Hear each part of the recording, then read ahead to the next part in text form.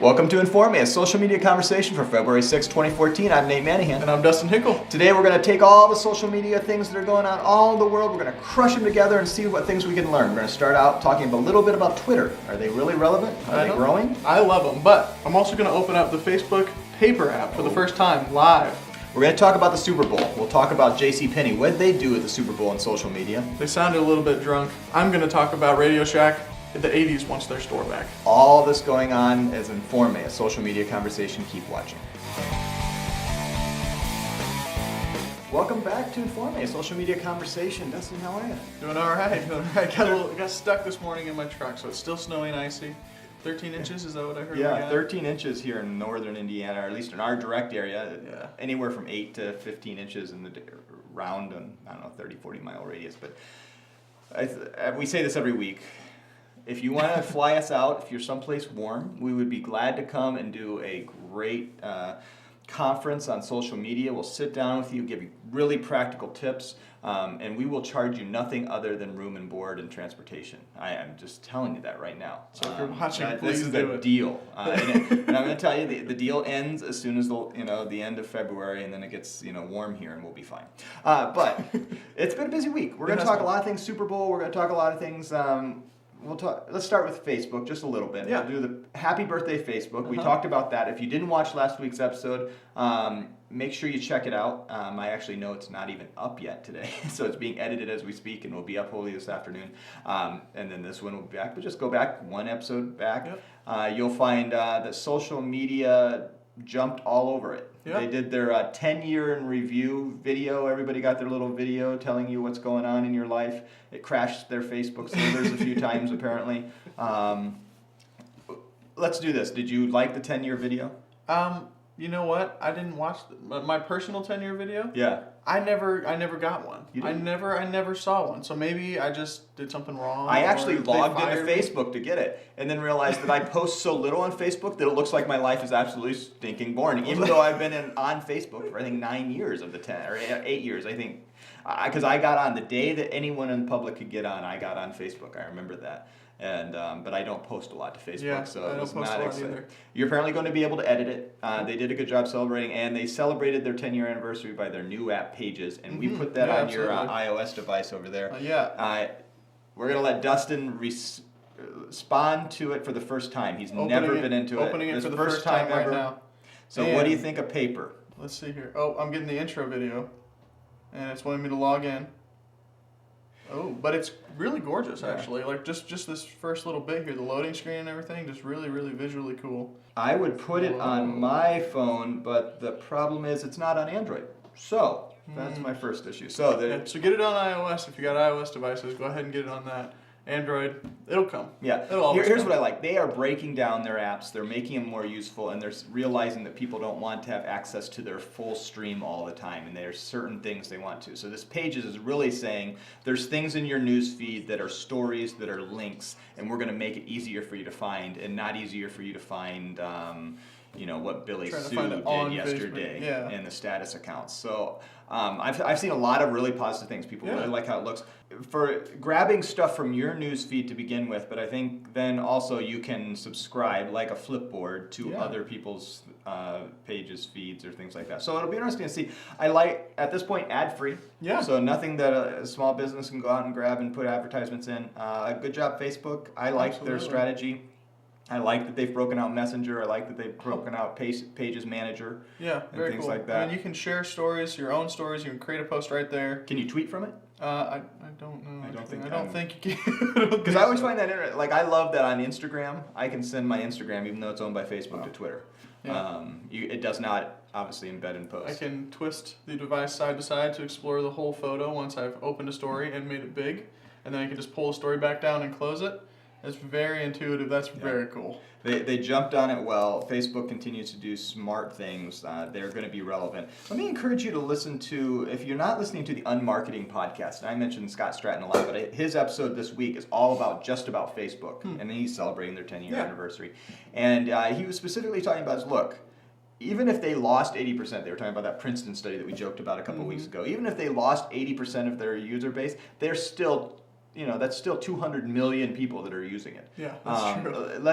And that's everyday users, active users. Facebook is relevant for a long time to come, and the reason it's not relevant to us, as Scott Stratton's premise, is that we've misused it for too long. And he takes himself because he accepted up to his 5,000 friends, and he maxed out his friends, and he said it became useless to him. Yeah. And now he's gradually unfriended a lot of those people and got it down to his core. I think he said 1,900 people that he actually knows. Yeah. And he says how much more useful it is. And as a brand, we need to stop complaining that we have to pay to play and just realize that let's pay to play. Let's be strategic. And it doesn't ultimately cost that much. And it's a lot better than spending money on Yellow Pages. Right. So Absolutely. go listen to the Scott Stratton's Unmarketing podcast. We really encourage it. I think he calls it the Unpodcast, unmarketing.com. Make sure you check that out. It's a great thing. Let's talk Twitter. Let's talk Twitter. What's first going year on? earnings, the earnings call, huh? Yeah, so they're publicly traded and they have to tell us what they made. Yeah. Man, we were talking about this before the show, and it seems like you said that their earnings have gone up. Yeah. But their stock price has gone down. Just as tanking. As of this morning, I haven't looked in the last few minutes, but I have it no was idea. 23% down. Oh my gosh! What is it trading for? Do you know a dollar figure by chance? Because maybe you should go buy some of Twitter. Yeah, I mean, This is not legal advice. I promise. Yeah. So it is down $14.21 Wow. as of this moment. I just Googled it. As of February 6th at 11:07 a.m., it's down 21%. So it's not. It has been down more because the number I saw earlier was 23%. So I think that's a lot. A lot of that is because they're not getting as many users. That's what these guys are telling us here on Digital Trends. The amount of money that they're making is going up, but not very many people are going to Twitter. Right. It's not growing like Facebook. I mean, that's kind of going to be your benchmark. Well, and here's the deal. We look at all these numbers, we dig into them. It's important to the investors. If you're investing your portfolio as a small business owner, it's important to you. Certainly, you want to look at what they're doing and how they're making money and what their long-term forecast is. And this is important to a lot of people's 401ks. Right. It is not important to us as marketers because the truth is there are still hundreds of millions of people that are using Twitter every day, and there is a real pool of people that have an obsession with checking 140 characters as many times as they possibly can a day, and we need to get our messages in front of them. So, has the slope slowed down? Is the user, yes, they're going to have to figure that out. They're going to figure out their use cases. They're going to figure out how to get into new populations. They're doing really well in the younger demographics. They've never done extremely well in the 60 and over campaigns. So they have some obstacles ahead of them. But for us, let's jump in head first. And the reason their ad revenue is doubling quarter per quarter is because we're realizing that there's a huge opportunity there. We're jumping in with our dollars. We're using the trending topics. We're using the promoted posts, and we're saying, look, let's get that message in front of these targeted audiences. Absolutely. And we're using 140 characters to tell stories that we've never done before, and it works as well, if not better, than Facebook. We would do it definitely in tandem. I wouldn't choose one over the other, but I would say let's jump in and use Twitter, and Twitter is continuing to do well. Anything else? You know what? I guess I'm just surprised that it dropped as much as it did, just because there's not more people flocking to it. I mean, the stock market's interesting because if you're not growing, you're crashing more or less. Yeah. And to me, I mean, you've got a niche as a social media platform. There's such a niche market there, and there's so many active people there that, like you said, to us, there's so much value. I mean, you can use Twitter to do incredible things and to generate some buzz, but the people in the stock market see it as a liability. And I just think it's interesting that it crashed so much when it's obviously so popular and obviously being used so much. That just really shocks me.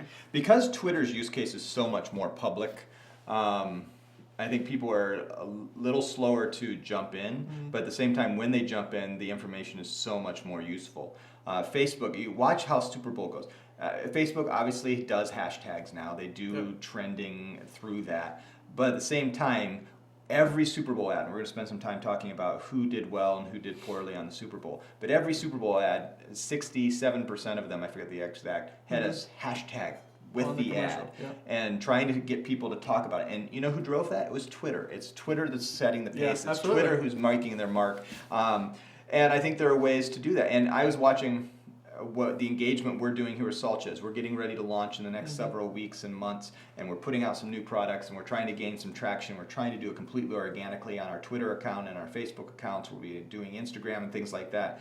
Twitter provides us that opportunity to interact with people in ways that Facebook doesn't. Right. Facebook still is somewhat, we can interact with other brands, but we can't interact with you as individuals unless we know you personally. Yeah, with Twitter, I can do a quick search for a certain hashtag and I can find out who is actually talking about these topics and respond to them. I was thinking of this on Twitter, and then we can go on to the Super Bowl. Sure. Yesterday, our editor, and I didn't tell him I was going to do this, JT, he does a great job editing this every week, so give props to JT. But he also shares a name with Justin Timberlake. And yesterday he was doing something hilarious, and I was like, "This is a way you can engage on Twitter." He went through and he searched people that were making comments about how much they love Justin Timberlake and used it as JT, and then he would respond to them in a mention and say, "Hey, thanks for the mention. Oh, I'm humbled by that." And he did it with several people, and he was just being funny and interacting, and it was hilarious to watch.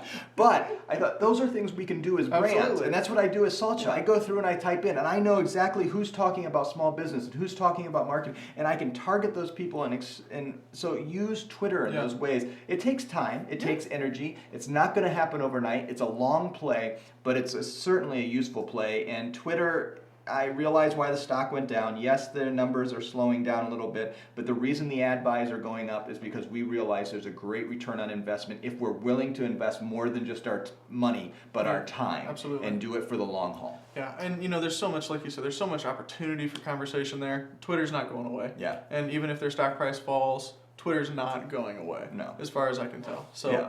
No, I mean, we're this is not a financial business story, so we're not going to start putting our ticker here going across and telling you what's going on with stock. But we are going to we watch that because that's important for knowing the health of the company and what they're going to be able to invest in new resources and tools and things like that. But let's put it down. Facebook use it, Twitter use it. We talk about that all the time. There's all kinds of other stuff. Now let's talk Super Bowl. All right. Did you watch the Super Bowl? I did watch the Super Bowl, and I was mercy. crying for a long time during the Super Bowl because I'm a huge Peyton Manning fan.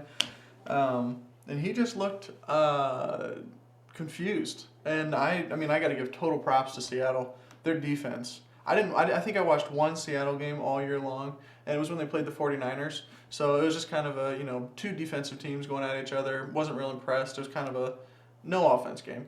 But I did not realize how good they were all the way across the board. The one thing that shocked me the most, just Super Bowl football talk, they had a safety, 6'3" and 235 pounds, playing safety. If any receiver is coming across the middle of the field and catches a ball and gets hit by that guy, that's just that in itself is a mental impact that I don't know if the Broncos are ready for. Yeah. I don't know if they were ready for the physical play that they ran into. So let's talk ads and Super Bowls. So as that game went on, and here's how I listened to the game for the first 3 quarters. I was unfortunately had to be on the road, had some traveling I needed to do, and so I wasn't able to watch the game. And first thing that grabbed me was apparently people don't listen to it on the radio because the radio advertising stunk. It was nothing new. That was my first thing.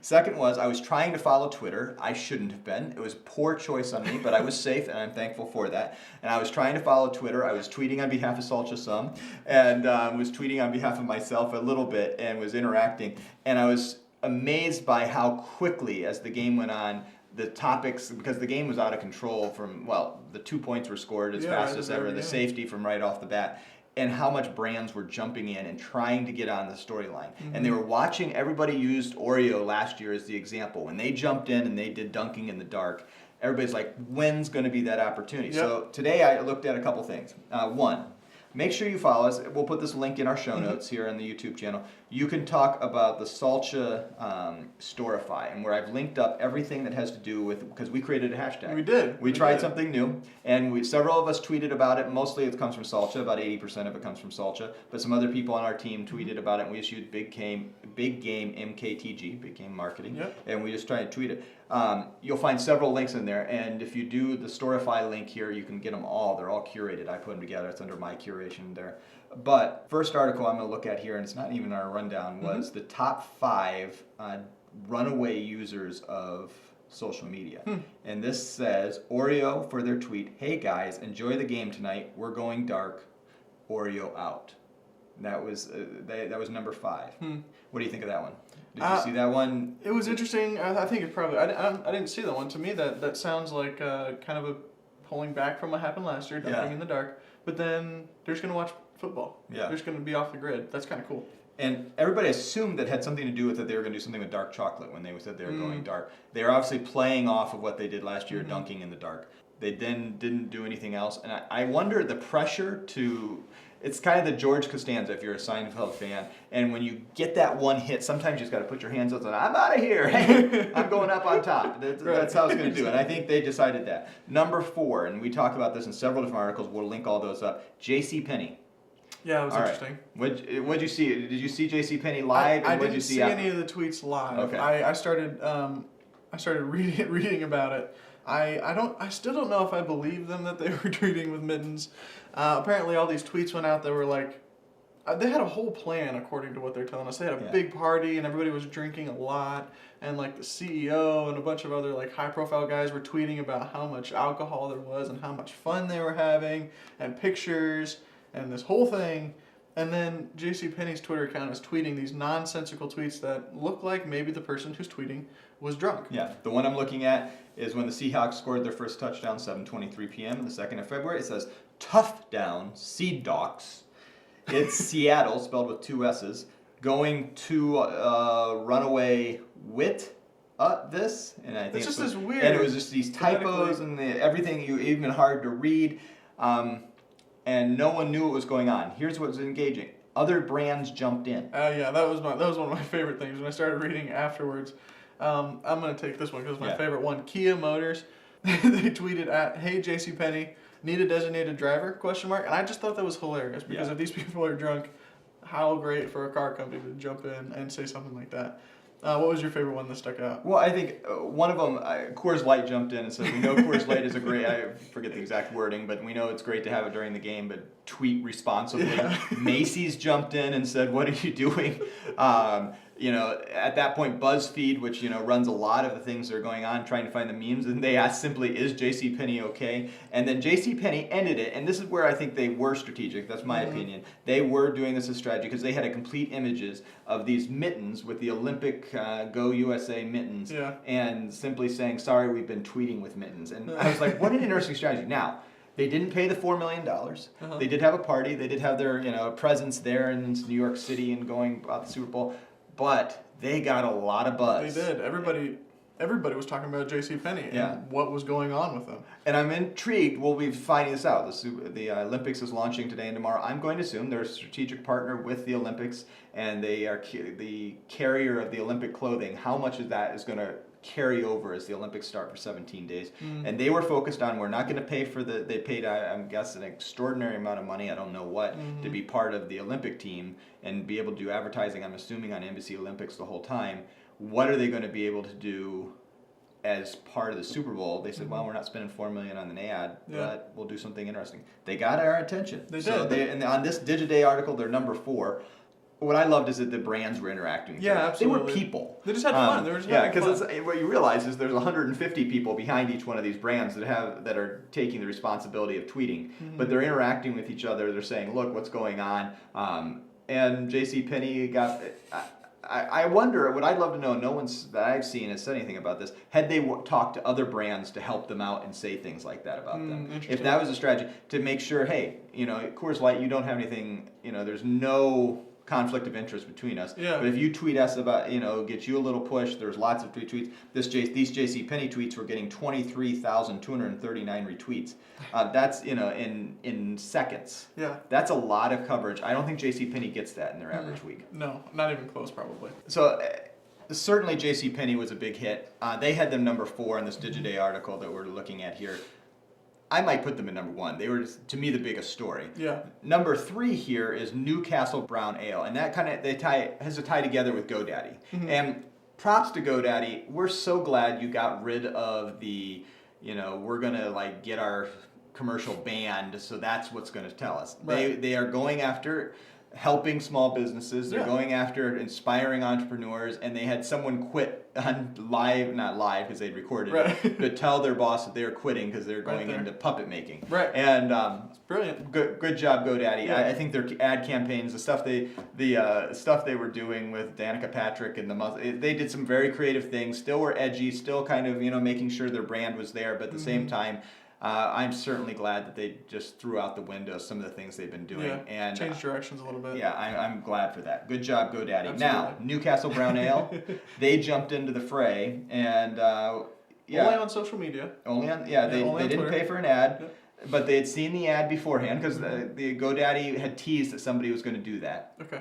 And so they knew that was so they created their own little ad, and only at 9:22 p.m. on the Super Bowl night, so before the game was over, they tweeted to GoDaddy and made sure to put a period there so everybody could see it. One of the things you make mistakes when they tweeted at GoDaddy, they made sure that the first thing was not the @ symbol, because if that was true, no one would see it except for those who follow Right. GoDaddy and Newcastle Brown Ale. Right. So that worked out well. Good job. Make sure you put a period there first. And they Well said that quitting ad was crazy good in a good way. See how we would have made it crazy in crazy ways. And they had made their own ad.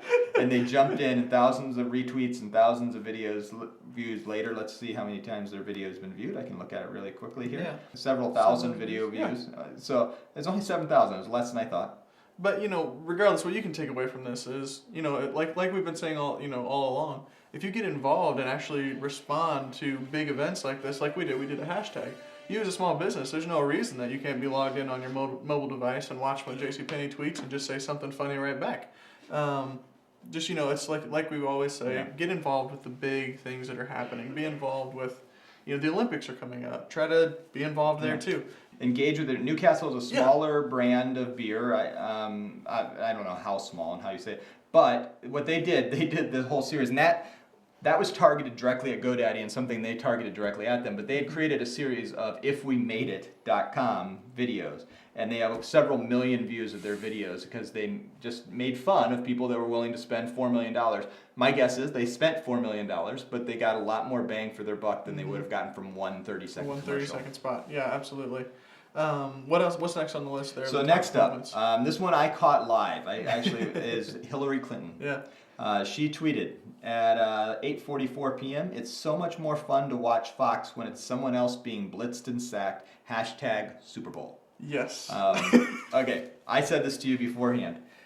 I want to think that Hillary Clinton thought of this herself, that she's sitting on the couch with Bill and Chelsea and whoever Chelsea's married to and their dog and whatever else in New York, and they are dreaming about how she's going to run for president, and she thinks this will be hilarious, and she tweets it. Now, I live in the real world, and I guess that she probably had some PR people come up with this days and days, or if not months ago, and they put that out. But I'm still going to live with my picture, because I love that tweet, and I don't want to be political here and whatever, but I just want to live in the world where you just live and respond in real time. And it's the real-time response of Twitter, the real-time response of Facebook that gives the marketers so much opportunity that we don't have in other places. Because our Yellow Page ad is not going to change for the next 6 months. But how we respond to what's going on in the Olympics in the next 17 days and the great stories that are going to come out about that, and how we take our story and not try to steal from them, but live on the coattails of people that are doing well, that's not a bad thing. Nope. And Hillary Clinton, you know what? She's not liked by Fox News. Yeah. And this was a great joke that she was able to play, and she got tons, 57,553 retweets in 12 minutes. Including you. Yes. You did retweet it. On Salcha. On Salcha. And Salcha. So now you know that I'm doing that. And that wasn't a political thing for me. It was just like, wow, that's just brilliant. It was just clever. So it was smart. Hats off to you, Hillary, if you're watching by some chance. I don't know if Radio Shack's on your list. I don't know if Radio Shack made the top 5. But I want to interject. Yeah. All right, I want to interject Radio Shack. I don't know if you guys saw that ad, but these two guys are standing in Radio Shack in their khaki pants and their red shirts, and they get a phone call. And the guy stares at the phone and hangs back up and goes, "It was the 80s. They want their store back." And then all of a sudden, like Hulk Hogan and like 80s aerobic dancers and like all these like bands come storming in and take everything out of the store. It was hilarious. And it was interesting because they made fun of themselves for how bad their stores have been. Which they have been. And repositioned it and showed the reveal of what their new stores are going to look like. And they're like Verizon with Apple, kind of a hybrid thing. I thought it was clever. It's kind of like, what is it? Domino's did. Yeah. You know? Like our pizzas have been terrible, so now they're better because we're taking your feedback. And I think it was kind of cool that Radio Shack did that. So they didn't make the top 5. But I want to make sure we give them a spot. In the real time. But they also, and we're using Digiday to kind of form our conversation. Yeah. We'll link up all these articles. There's hundreds of them. Just search Google, go to Google and do Super Bowl and social media. But what I like about what they did is they got a huge. I mean, when was the last time we talked about Radio Shack? We work in what's ultimately a tech marketing startup, and I've never mentioned Radio Shack. Yeah. I know where it is in town, Yeah. but I would never go there because they don't have the things I need, and I used to go there all the time when I was a kid. Mm-hmm. And the last time I was in there a few years back, I walked in and I was like, this hasn't changed. And Yeah. so great rebranding. Yep. If you're gonna go in with a bang, go out with a bang, and let's dig at it. I love what Radio Absolutely. Shack did. They got lots of people talking about them that they never had before. The number one on this Digiday article, and then we can kind of wrap up on what other things Super Bowl, but DiGiorno pizza, which I missed. I missed that one too. It's, Yeah. and this was our pregame favorite, they said in the Digiday article, and this is where they said, this game is like a DiGiorno pizza because it was done after 20 minutes. Super Bowl, Super Smack, DiGiorno, you didn't.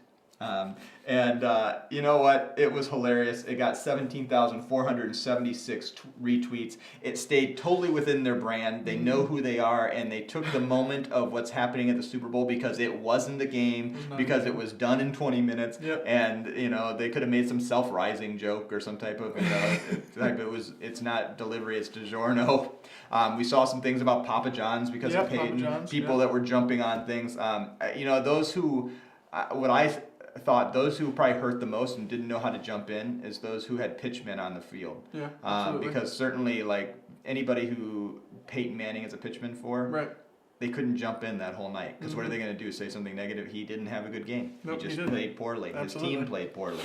And I thought it was interesting. Buick had a spot in there where he was driving his Buick, and had, like all the e-assists and stuff. It was like the whole team's protecting him, but during the game, it kind of felt weird because it came out and Peyton's just been getting plastered all night long. So it was kind of interesting. Like you said, nobody else could have gotten involved on social media. They were kind of stuck. Yep. Kind of sucked for them. So ultimately here, the telltale of the story, the end of the story here on Super Bowl for a small business, for you as running social media, for us that are working with lots of different brands, is that you have to engage your audience, do it in real time, be creative, be funny, put as many heads together. Sometimes you'll knock it out of the park. Sometimes you'll just be Hillary Clinton sitting back on that couch and you'll think of something funny and you'll put it out there. Let me live in my dream. All right. I realize that there was a couple hundred people that probably put that tweet together. But I'm going to sit back on my couch during the Olympics or my virtual couch, and at any point there may be an opportunity to jump in, and you never know when one tweet can become 25,000 tweets, Yep. and when one Facebook message can be liked by 1,000 people. And you just have to engage, and you do it because you're going to engage, and it's for the long haul. And pay attention to what's going out there. It's going to take time. It may take some money, but let's use social media to expand our brands. Absolutely. So, like we always say at the end of the show, make sure that you're on social media, you're taking time to use social media, you're spending money on social media, because it's important. There's lots of value there. Don't miss out. That's the big thing that we want you to always recognize when you watch our show. And keep watching Informe, because every week we'll give you all kinds of great information. Because we're good. No, that sounded a little self-absorbed. But we'll do it because we're going to continue to pour over all this information. Yep. We're going to try to make sure we're on top of all the stories out there. And there's a lot. And there's a lot of stuff. And it takes a whole team of people to keep on top of all this, and we're going to try to make sure that we help you make the best decisions when it comes to social media, whether it's Twitter and Facebook, which we focused on today, or sometimes we're on Pinterest, sometimes we're on Snapchat. No matter what the platform is, we're going to try to help you be more effective and efficient, because we want to help you learn, grow, and stay current. We're Salcha. That's what we do. Absolutely. So hey, if you want to get in touch with me at any point, you have any questions, you can tweet at me on Twitter at Dustin Hickle. Find me on Google+, Dustin Hickle. We can circle up there. You can find me at NK Manahan. You can find us at Salcha. On Twitter, you can go to salcha.com, find our Facebook, and we'll have Pinterest and Instagram and all that stuff that's coming out. Yep. We'll make sure to put more content and tell you more about. We'd love to hear from you. How are you living in the real-time world? What are things that you guys are actually doing that lives out some of these things that we saw from the big brands? We want to see it in the small business. So we'd love to see that. Thanks for joining us, and we'll see you next time.